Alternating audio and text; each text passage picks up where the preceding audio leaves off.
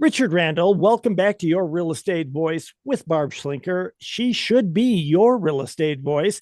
This is the weekly radio show that informs and educates you on how to buy or sell real estate with Barb Schlinker, host of the program and owner broker of Your Home Sold Guaranteed Realty. Now, Barb, many times you've told us that most buyers start their search online and many will meet a real estate agent from that search. What do buyer's agents do these days? Well, don't get me wrong. The title of this topic is, do buyers really need a real estate agent? Yeah, they do. They need help with contracts. There are some great buyer's agents out there, and there's some that are just what I call overpaid door openers. But the what happened probably really started back right around the meltdown 2008. That technology kind of overcame having to go to a real estate agent to go find a home. Everything that was put online got shared with these tech companies like Zillow, Realtor.com, Homes.com. Anybody that makes it to page one of Google, generally, typically they are catching the buyers. So what happened was Zillow, Realtor.com, and Homes.com monetized that. They basically said, hey, we can grab all these homes for sale on the 1,500 different little multiple listing services in the country that have all different software that doesn't talk to each other, most of which are very antiquated. And we can present it as one website that's more consumer friendly. And then when we get a buyer that says, hey, I want to see that home, they sell the lead to some other real estate agent, not the listing agent. And so it really, I used to think, man, this is so frustrating having sellers, because for a while there, I wasn't getting any buyer calls, but I tackled that problem. I had to join these tech companies because I knew that they have a majority of the buyer's eyes now. Zillow has 64%. Realtor.com probably has about maybe 10, 13%. Homes.com has most of the balance, and then there are a few others. But at the end of the day, these tech companies are where the buyer goes to look at homes. And if the buyer has more questions, they raise their hand, they give up their contact information, and these tech companies sell leads to real estate agents, like they're selling back the leads that we should have if we really had a comprehensive national system, which we don't. So that's okay. I find ways around it right now. But at the end of the day, technology has taken over. So in the buyer's mind, they found their own home. What do they need a real estate agent for? They're researching everything. If you talk to people, they know they're looking all around the home online. They're looking at what's around it. They're looking at prices. They're looking at what homes sold for. Most of the time, these buyers know more about that market and that price for that home than the real estate agents do, because many real estate agents don't even research it. They just go, oh, a buyer wants to look at a house. Okay, meet me there. And they show up, they open the door, they hope and pray that the buyer loves it so they can write an offer and make some money. But if not, then they try to convince them to take them to some other house. And usually that doesn't work out. We actually tested it. It doesn't work out. So that's kind of how this whole thing has morphed in the last 15 or 20 years. And you add on top of that, that the quality of the photos has gotten so good that many buyers are making a decision. Some of them are making a decision about buying the home without ever seeing it in person. So day after day, I get requests of agents going, oh, I'm going to take my phone and I'm going to video chat with my buyer right now and show him the home from out of state.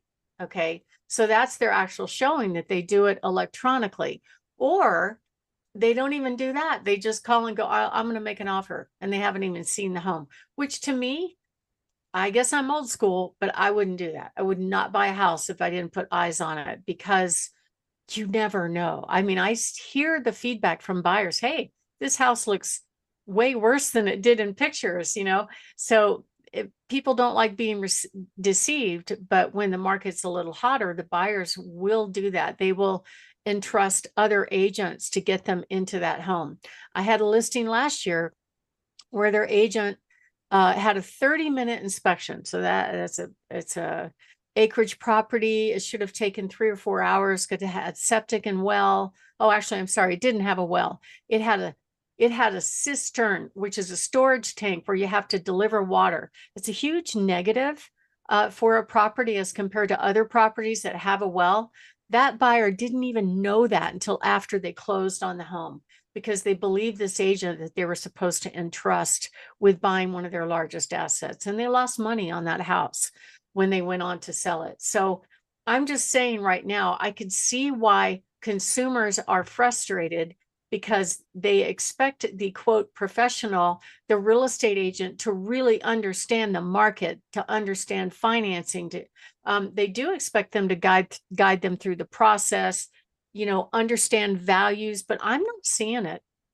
I told the story last week about I've got this one home that has structural problems. It's 3.5 years old. You walk in the front door and there's this big gaping crack in drywall. And initially I thought it was the roof. I thought, well, maybe the roof is leaking. And so I had a roofer go out there. He goes, well, the roof is shot, but the roof is not leaking. That is structural. And he pointed out some things to me. And then we started looking into what was in the basement. So what's happening, it's a ranch with the basement, and the basement slab on one side is going up. It's increasing, and either it wasn't framed right or something's wrong. But anyway, it caused a lot of drywall cracking. Even in the doorways, the trim that goes vertical on both sides of the doors now is bowing out. And I've had this listing for about 4 months. It's had almost 200 showings. And you can see downstairs the trim is bowing out. Now, I didn't show that picture publicly, right? I showed pictures of the cracks and I didn't say anything about it. And I started getting people whining, particularly agents whining, even though I'd put in the multiple listing service, I put in the private showing remarks for the agents that it has structural problems. There was another clue that there was a problem with the house. It was priced $120,000 below similar properties. That should be a clue even for a buyer. But what was happening is I was getting buyers calling me complaining that I wasted their time. These are other agents' buyers. I wasted their time because my marketing was so good, they went and looked at it. And it disappointed them when they got there. And then at the same time, since the agent didn't do their research, they walked in the door, the buyer's disappointed. So what do? They talk smack about me and go, she should have told me about that. Of course I did. All they had to do was click on one link on their phone to get all the information they needed, but they didn't do that. So it really does fall on the listing agent's shoulders to get everything right, right? So the buyer's not disappointed when they get there, to make sure that everything, all the information is out there for the buyer to have, because the other agents, the buyer's agents on these listings, are not going to know anything about the house. And they're not even going to ask to find out until they get a buyer that says, hey, I like this home, after they've seen it. Then they might, get a little bit more information. So to top it all off, agents are not very well trained on things like selling, negotiating, marketing, and closing skills. That's stuff that I think the public expects you to know. So there was an article that came out, it's probably 2 years ago now. It's pretty cool. It was written by a millennial. His last name was Farrington. And his quote was, if they want to earn a commission, they need to do more than add their clients to the multiple listing service and send them automatic updates and go to a showing, which he's right. And that's what most of them do. And his point was, what do? I found the house. I found my own financing. I got the information from the listing agent. I can download my own contract from the state form and write an offer. And actually, I do get offers directly from buyers quite a bit on my listings. Then you top it all off with what happened last year with the antitrust laws. Now the buyer's agent commission is negotiable. It's a request from the buyer to say, hey, Mr. Seller, I've got this agent with me. Will you pay them 3% for opening the door and writing a 10-minute contract? What would you think of that, Richard? I think whoever said that they ought to work for their commission is exactly right. And you've been Yeah. doing this for a couple of decades. You work incredibly hard. You've gained so much experience when it comes to negotiating and especially marketing. And to think that somebody's just going to list it and then all of a sudden expect a commission, that's crazy.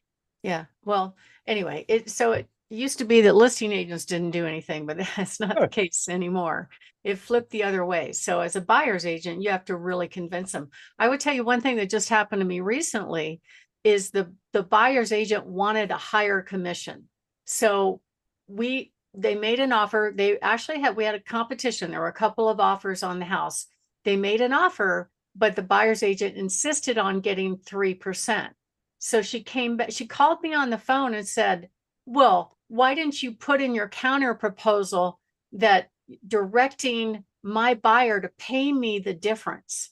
And I said, I'm not doing that. I don't even know what your agreement is with your buyer, but I'm not going to have the seller direct the buyer to pay your fee. I don't even know what it is.